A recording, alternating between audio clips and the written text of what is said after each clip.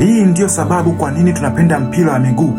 Klabu kutoka Uturuki, Trabzonspor, imefanya tukio la kipekee na lenye upendo ndani yake la kusapoti ndoto za shabiki ambaye ni mtoto mdogo, kumsafirisha kutoka England mpaka nchini humo Uturuki, ili mradi akutane na mchezaji wake pendwa, kipenzi chake Mo Salah.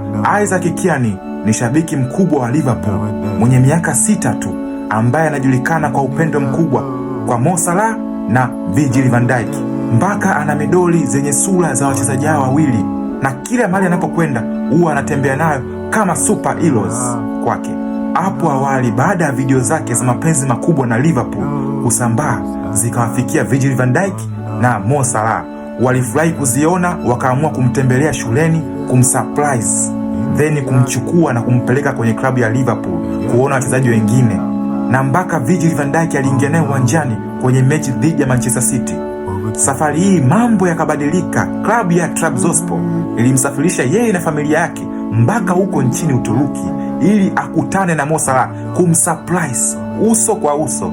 Basi akatokea train wakati huo, Mo Salah anapasha kidogo, anamuita Mo Salah. Mo Salah anageuka nyuma hivi, anaangalia hivi, akafurahi sana kwa tabasamu. Alimfuata na kumwambia, Isaac, umekuja huku?